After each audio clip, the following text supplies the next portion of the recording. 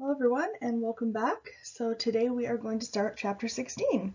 This is the final chapter in our course, so if you've been with me since January, we've now covered 7 other chapters. This is our 8th. If you've been with me since the fall, we'll now have covered all 16 chapters in this textbook.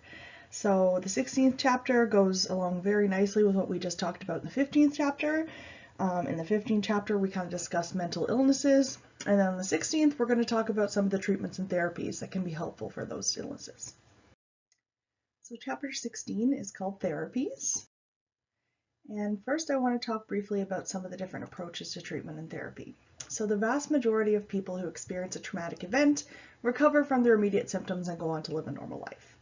The two greatest allies in doing so are time and the support of friends. So you hear that old phrase, time heals all wounds. It's kind of cliche, but honestly, a lot of things do get better with time, and especially if you have that social support as well. However, for some people, these two are not enough. So what kind of therapy might be helpful for them? Although the title clinical psychologist, which is what I'm in school for, is strictly regulated, the title of psychotherapist is not. So we need to be informed in order to protect ourselves from people who have little training and to help us choose wisely. So I know I talked about this a bit way back in the first chapter last semester, if you were around back then. And one of the things that's really scary to me is that people can call themselves a psychotherapist and not really have any training in treating mental illness and providing therapy. So it can be very detrimental if you have someone who doesn't have the proper credentials and the proper training, and they're trying to help people deal with, really traumatic experiences and serious mental illness. So what we're going to do first in this chapter is I'm going to talk a bit about the definitions of the different kind of clinicians that might be able to help with mental illness, and then we're going to evaluate the two major approaches to treatment. So we're going to talk a lot about a bunch of different psychotherapies, which is kind of like the talk therapy that I'm sure you've all heard of, and we'll also talk a bit about biological treatments. So some of the medications as well as other medical interventions that can be useful sometimes in treating really severe mental illness. So our first module is just generally on treating psychological disorders. So we'll give you a bit of background before we get into the specific therapies. So in any given year, we see that approximately 20% of Canadians are thought to experience a psychological disorder or other mental health issue. Over the past several decades, attitudes toward therapy have changed, and they have changed in a good way in a lot of cases. We've seen that many celebrities have opened up about their struggles with mental illness and trauma, and we see more and more self-help books line bookstore shelves. So it does seem, even in the past 10-15 years, that we've come a long way in terms of being much more open and talking about our mental health struggles, and it's much more kind of socially acceptable to seek help when you need it, which is good, but we still do have a long way to go. So each year, approximately 10% of Canadians will seek some form of treatment for mental health issues, although not all groups are as likely as others to seek treatment. So we do see that women are more likely to seek treatment than men. People aged 35 to 55 tend to be kind of among the most likely, and Caucasians versus people of other ethnicities. And we do see as well that North Americans are more likely to seek treatment than people from some other countries. Unfortunately, there are many barriers to treatment that exist, so it's not always easily accessible to kind of engage in therapy or engage in these interventions, and so we're going to talk a lot about that in this module as well. So in terms of some different mental health providers you might encounter, I know I defined all these way back in chapter 1 if you were with me in September, but of course that was a long time ago, so we're going to review them here. The terms psychologists and psychiatrists are often incorrectly used as if they mean the same thing. There are actually major differences between the two. So both, in a lot of cases, if you have someone who's a clinical psychologist with their PhD or their PsyD, and then you have, a psychiatrist who's an actual medical doctor. In both cases, you're probably going to see them addressed by the title doctor, but one is a medical doctor who's completed medical school as well as a residency in psychiatry, and the other has completed a full doctorate in clinical psychology itself, which is what I'm currently completing. So clinical psychologists have obtained PhDs or PsyDs, which is the program that I'm in right now, and are able to formally diagnose or treat mental health issues ranging from everyday and mild to the chronic and severe. Counseling psychologists, on the other hand, are mental health professionals who typically work with people who need help with more common problems. So things like stress and coping, issues concerning identity, sexuality, relationships, You have a lot of people who go into kind of marriage and family therapy, anxiety and depression, so some of the milder forms of mental illness, and developmental issues such as childhood trauma. So they may either have a master's or a PhD degree. I would say that the majority of people who are practicing counselors typically just go for the master's degree because the PhD doesn't really give you a big advantage in that field. But they would be typically dealing with people who have milder forms of mental illness and then also dealing more with everyday problems, whereas the clinical psychologists are going to be doing a lot of assessing and diagnosis and treating not only some of the milder forms of mental illness, but also some of the more severe. Practitioners of clinical and counseling psychology work in many different capacities and settings, so they can be engaged in individual therapy or group therapy. They might work in an office, they might have a private practice, or they might be part of a team at a hospital. There are other people with various levels of training and backgrounds that also conduct therapy. So you can have clinical social workers. A lot of social workers are trained to perform at least some degree of therapy, and if you go on to get the master's in social work, you can actually train specifically kind of in clinical social work, and a lot of people use that master's degree to counsel in private practice as well. We also have psychiatric nurses, which honestly I wasn't even really aware of until I came to this province, because BU has the psychiatric nursing program, and honestly I never even heard of it before. So I think that's a more common thing in the west half of the country, but it definitely is a really interesting field, and the more I've got to know about it, the more I've appreciated what their training entails and what they're able to do. Then we have psychiatrists, who on the other hand are medical doctors who specialize in mental health. They're allowed to diagnose and treat mental disorders through prescribing medications. So of all of the different practitioners of psychology in terms of, the practice of trying to help people treat mental illness and help with their daily issues, the psychiatrists are going to be the only ones who can actually prescribe medication. They're the only ones who have the actual medical school background. So many of them work from a biopsychosocial perspective, which essentially means that, they're considering the psychological and social issues that their clients are experiencing, as well as the biological issues and medical issues that might be occurring and might contribute to their illness. So typically in the US and Canada, clinical psychologists cannot prescribe medication. So clinical psychologists and psychiatrists often work together. There are actually several states in the US right now where clinical psychologists are allowed to obtain additional licensing to prescribe medication for psychological illness. I'm not sure if that's something that we'll ever see here in Canada, but it does involve, going back and completing additional schooling. And I do think that it might be something that would be helpful if they were to bring it here at some point as well.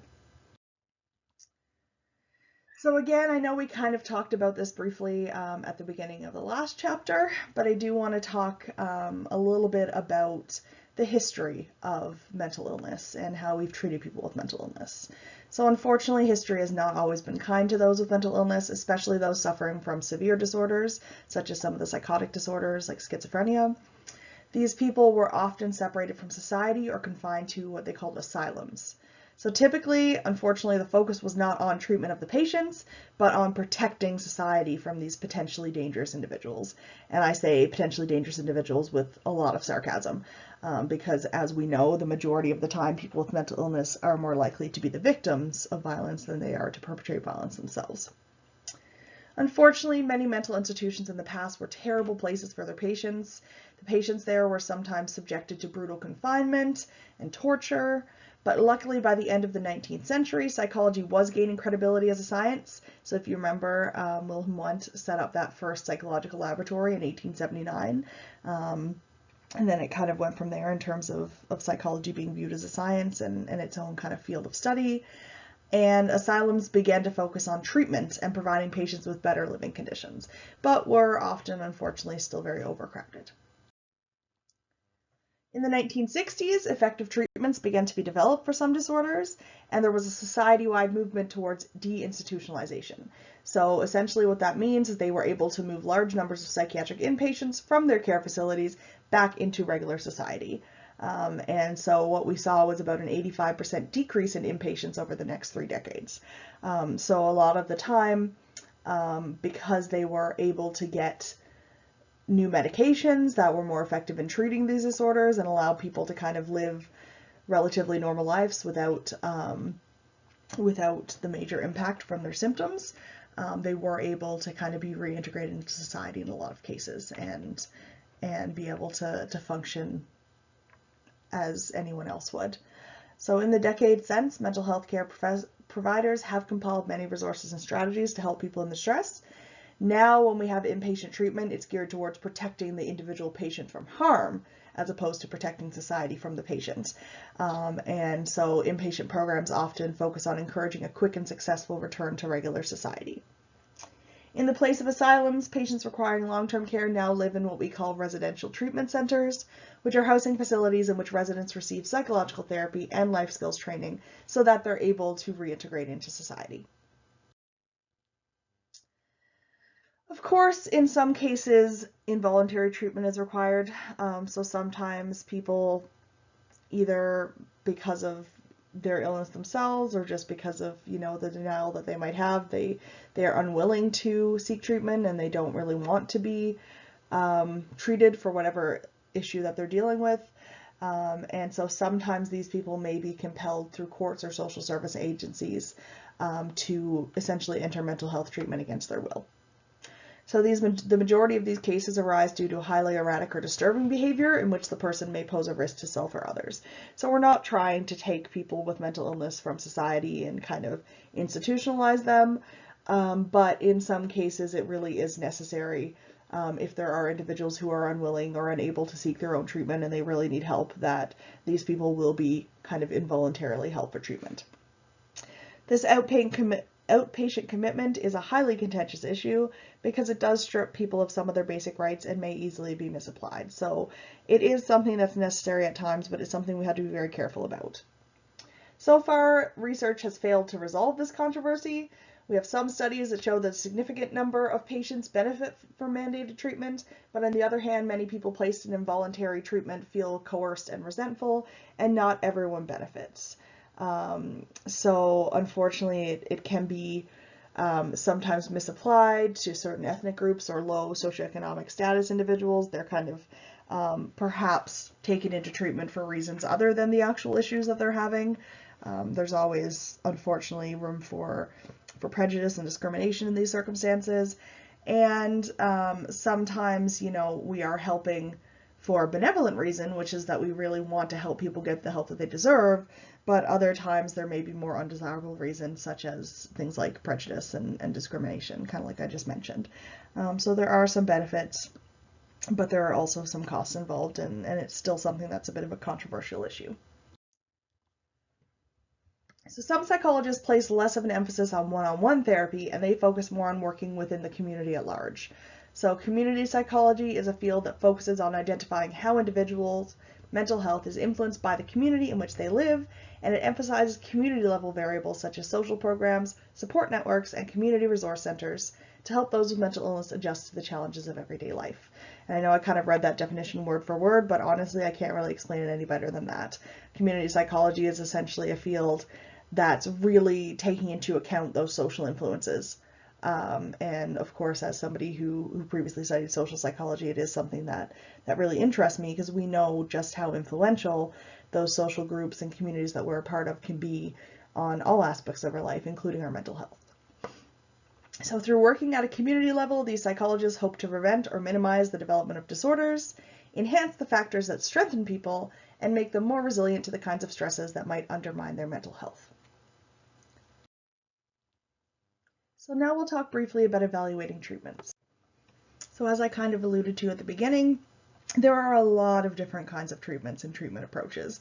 We have the biological approaches, we have the kind of talk therapies, and within each of those there's a bunch of different options that might be offered to any particular individual. So given the diversity of these treatment approaches and settings, it's important for us to know which approaches are most effective. So in the mid-1990s, the American Psychological Association set up task forces to evaluate different therapy practices, which led to a call for more studies to examine the effectiveness of different therapeutic approaches so that evidence-based treatments could be identified.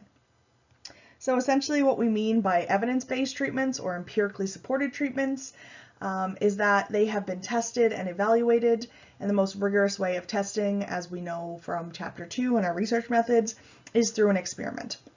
So essentially, in order for a practice or a treatment to be considered evidence-based or empirically supported, we would have to have some kind of research conducted, typically using, a control group that is getting a different treatment or isn't necessarily engaged in treatment at the moment, to be able to essentially prove that this therapy is actually providing some benefit to the client.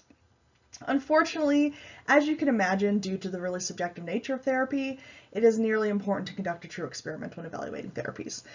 So it's really hard if it's something that, for example, we know that a very, very large percentage of whether or not a treatment is effective is due not to the actual therapy itself, but to that therapeutic alliance, so the bond between the practitioner and the client.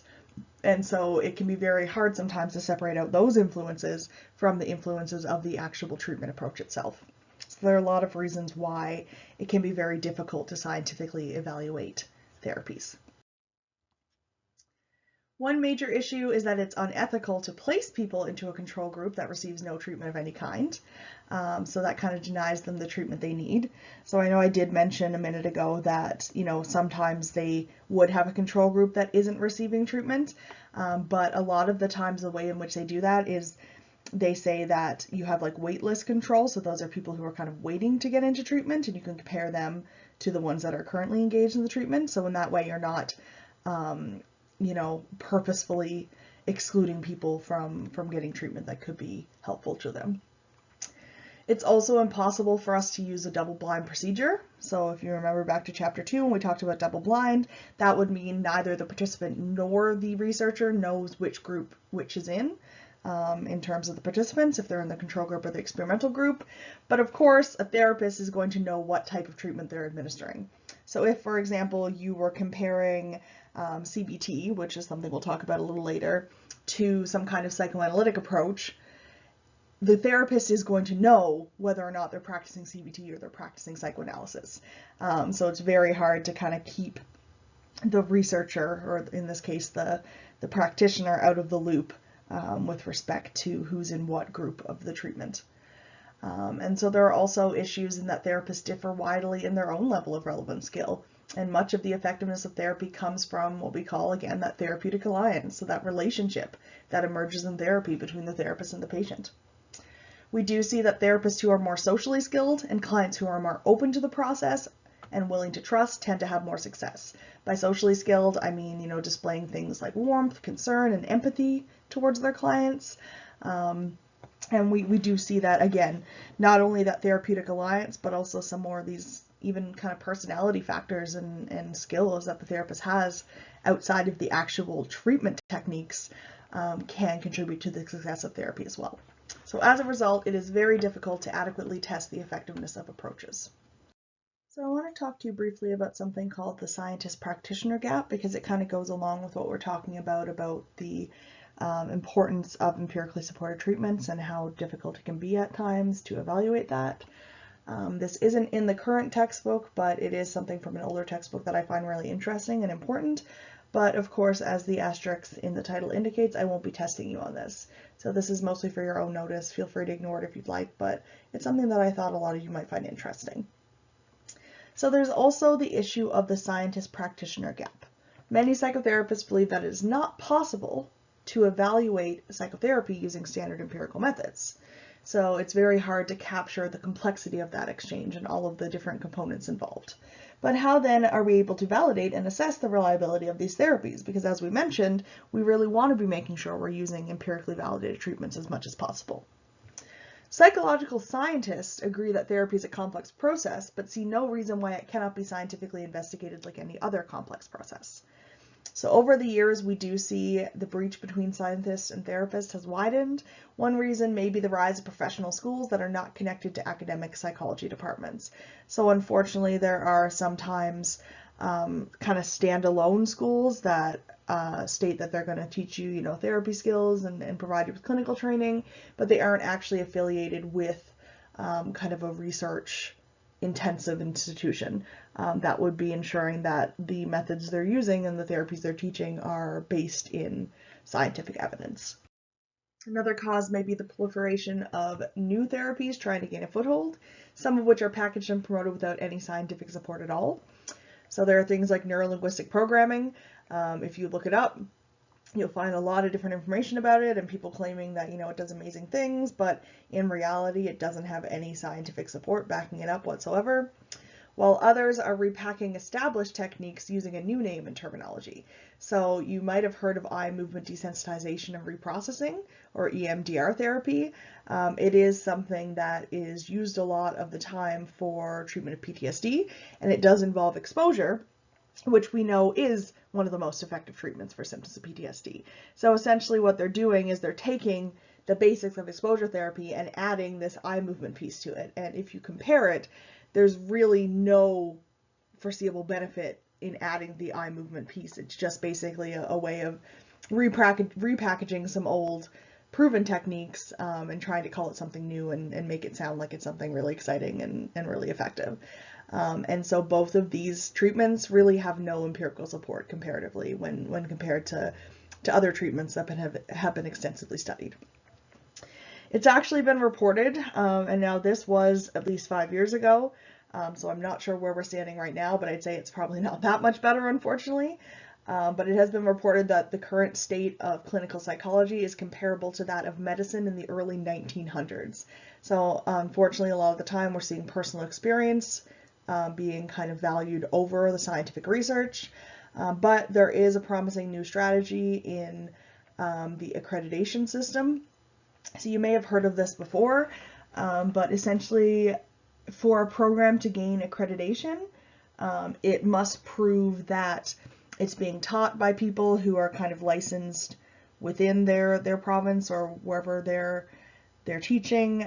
They must be teaching, techniques that are based on evidence, and they actually even kind of monitor cohorts who are graduating and track them and kind of compare their progress to other people from different programs to make sure that the program is kind of putting out highly trained individuals who are competent to practice.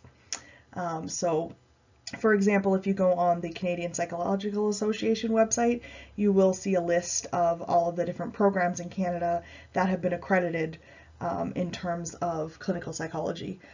So the clinical psychology doctorate programs are all listed there, and whether or not they've gone through the accreditation process and received kind of the go-ahead from our psychological association. So can self-help treatments be effective? This is a question that a lot of people ask. Many people attempt to address their psychological problems by using resources that don't involve visiting an actual therapist. So it's often a lot easier to go to the bookstore and pick up a book, a workbook on CBT or something like that, rather than actually taking the time and the expenses of going to actually see an actual therapist. Unfortunately, what we find in a lot of cases is that these books often disagree with each other, and they're written by people with a variety of different credentials or lack thereof. And so when I'm looking at books like this, I always make sure to check who the author is, if they're affiliated with a particular university or a hospital, what credentials they have, have they completed a master's, have they completed a doctorate, have they gone to medical school, or are they just someone who decided that they think they know the best ways to treat, certain mental illnesses, and they decided to write a book on it. And so it can be really, really important to check out the credentials of the people that you're accepting this advice from. So a question we might have, since there are so many different books out there, is which approach is right? How can we know whether this literature is effective? So there has been some research on bibliotherapy, which is defined as the use of self-help books and other reading materials as a form of therapy, but it definitely has had mixed results. So for example, there was a big study on 170 elderly primary care patients with depression, and so they were either given the standard care for the depression or the standard care plus a self-help book, and it really didn't show any change in terms of their overall outcomes, whereas there was a meta-analysis performed on a particular self-help book called Feeling Good, and that one did seem to indicate that there were some reduced symptoms when using this self-help book. So the The results so far have been very mixed, and it really does depend on the particular source that you are looking at. So it's going to vary from book to book and from author to author. But we do see that the biggest strength of self-help literature is often its biggest weakness. There are so many books available that it is impossible to ensure that they are all credible. And this is something that even I still struggle with. You know, a lot of the times I'll ask my profs in my classes, you know, which books do you recommend? Which books do you think are useful? I also, you know, I don't know if I've mentioned this in class, but I work with the Canadian Suicide Prevention Service as well, and I get clients who mention these books all the time, or callers, I should say, that mention these books all the time. And I'm always curious to kind of look up the books that they're mentioning and just check them out in terms of who was writing them and what kind of credentials they have to back up their opinions. So it's just important to make sure that you are choosing self-help books that are kind of backed up by the evidence and not just written by someone who really has no knowledge in the field. So people planning to use self-help books should ensure that the authors have the necessary qualifications to advise people with mental health issues. The main reason that caution is necessary when using these books is that many psychological disorders are both complex and emotionally intense. We must keep in mind that these books do not always prepare people for the emotions that can arise as they confront the symptoms of their disorders. So a lot of the time, if somebody has gone through a really traumatic event, when they start therapy at the beginning, they might start bringing up some really strong emotions that they hadn't fully kind of processed ever since the experience. And that's why it can be really helpful to have a trained therapist there with you who's able to kind of work with you through that and help you find methods of coping. So if somebody's undergone a severe trauma, it would be very irresponsible to recommend that they just try to go out and get a self-help book and deal with it themselves, because it's going to bring up a lot of feelings and emotions, and sometimes even things that were surprising that the person wouldn't have expected. And so it really is a good idea to kind of confront some of these more severe issues in therapy. Self-help options have some advantages, obviously, in terms of their cost and availability, but research does suggest that they are less likely to lead to significant change than most typical therapies. And so in conclusion, if you are experiencing a psychological distress, it is probably advisable to speak to a mental health professional at least once. Just to, even if it's to go to the appointment and kind of chat with them, let them know what's going on, and even ask them for some resources that might be helpful if you'd prefer to not continue with seeking therapy itself. But at least get the opinion of somebody who is trained in the area and would have a bit more knowledge in that domain. So now I want to talk a little bit about some of the barriers to psychological treatment. So in the US and Canada, unfortunately, we see that approximately 2/3 of people don't seek help, and also 2/3 of people with mood and anxiety disorders tend to wait for over a year to get their diagnosis. So unfortunately, it does seem like a lot of the time it can be really hard to access resources when people are in need. So in one study of 1,600 adults who have been diagnosed with depression and anxiety, they saw that only 40% were receiving some form of therapy.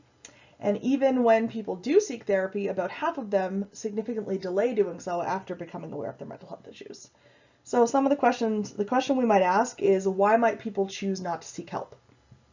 So one common problem is that disorders themselves are inherently ambiguous. So it's really hard to kind of determine where the line sits between mentally healthy and mentally unhealthy. A lot of the times, and I know we mentioned this in the last chapter a little bit, there might be one symptom in the difference between being diagnosed with a disorder and not being diagnosed with a disorder. So it can be very subjective sometimes.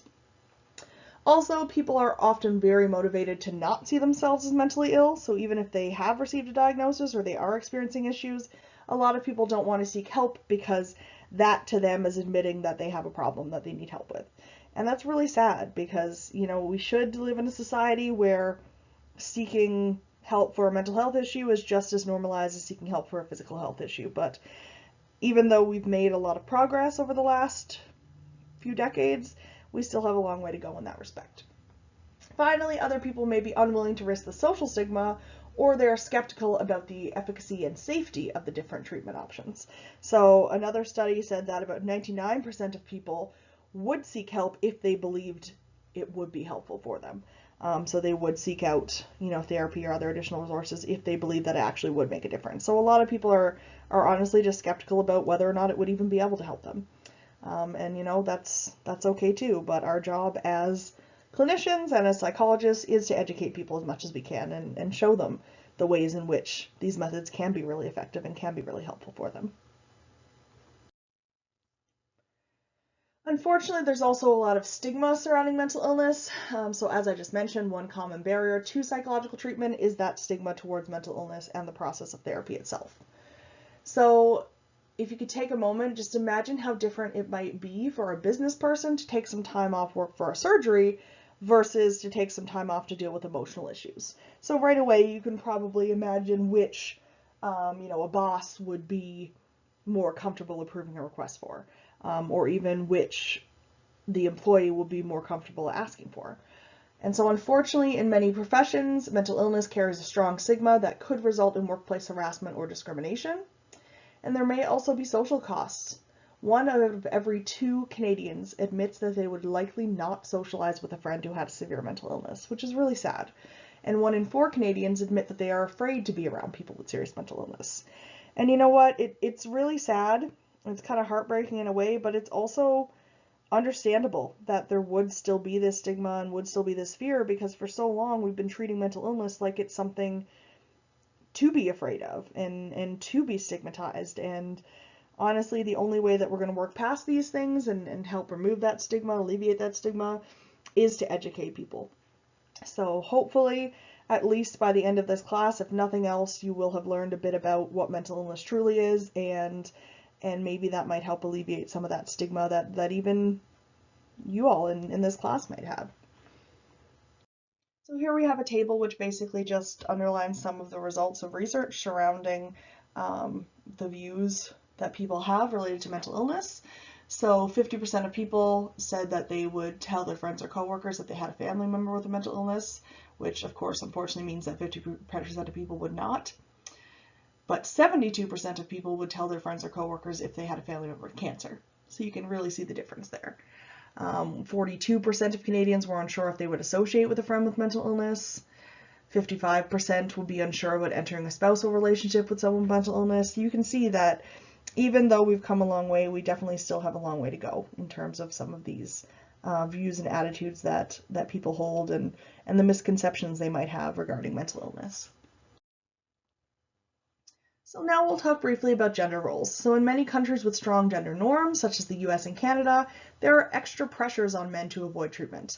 So unfortunately, going to therapy and needing help seem to be incompatible with the idea of strength and independence, which again, in my opinion, is completely ridiculous, because if people need help, they need help. It doesn't matter what gender they are. But unfortunately, that is one of those major viewpoints that our society holds. So at times this may lead men to deny that they have any problems or to believe that they just need to get over it. And unfortunately, this view does not promote talking about emotions and acknowledging vulnerabilities, which would help these men heal and recover. So in fact, getting men to see therapy differently has been such a challenge that the National Institute of Mental Health has staged public awareness campaigns in the US, such as Real Men, Real Depression. And this is kind of one glimmer of hope out of the slide, because I know that this stuff is all not very optimistic, but initial evidence has shown that campaigns like this do succeed in increasing the awareness of mental health issues in men and helping men potentially be more likely to seek help. So we also do see some issues in terms of barriers to treatment regarding culture and geography as well.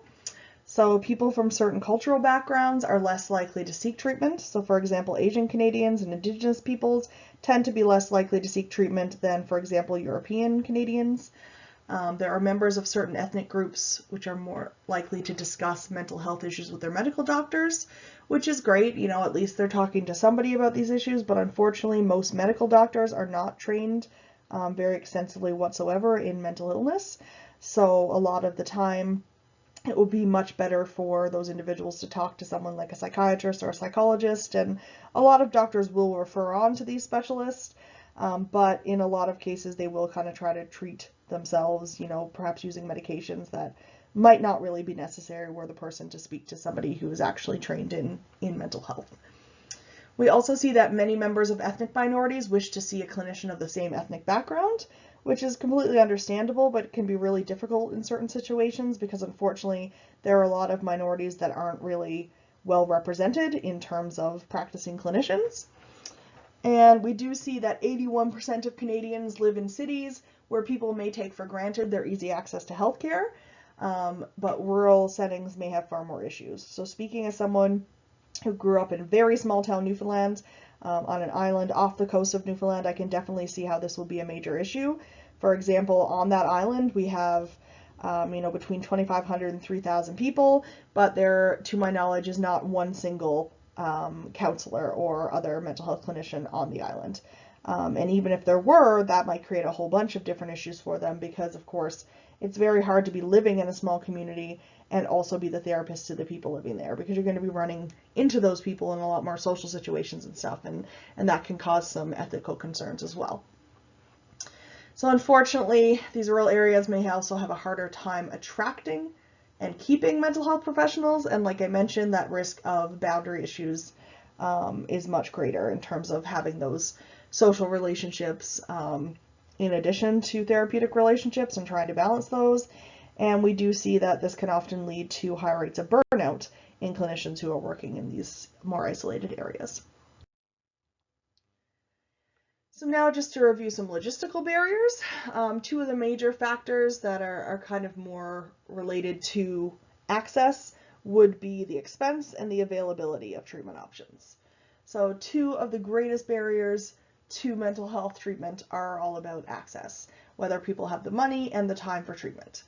Therapy is associated with both direct costs, so obviously you are going to have to pay for your therapy sessions in most cases, but also indirect costs. So for example, you might have to take time off work, you might have to find transportation to your appointments, you may have to pay for childcare. So there are a lot of other indirect costs that people don't often consider when thinking about whether or not therapy is accessible. Unfortunately, government healthcare coverage in Canada generally only includes psychiatrists, who of course are medical doctors, which leaves other therapists less able to reach people who can't afford their services.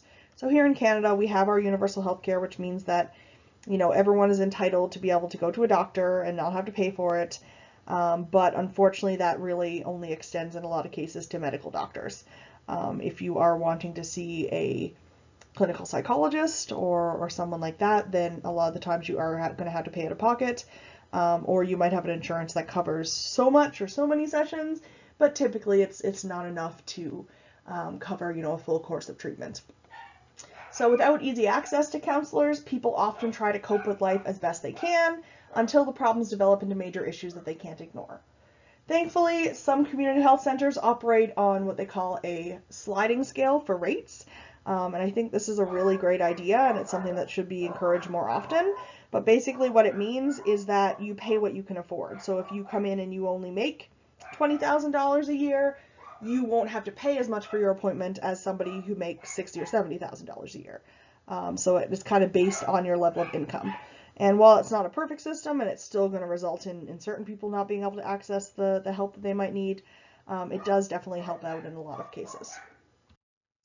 So that is it for Module 1. Hopefully you enjoyed learning a bit more about the background of psychology and psychological practice, and so I look forward to talking more with you in the next couple modules about the actual types of therapy and biomedical treatments that are available for mental illness. So thanks for listening, and I will talk to you in Module 2.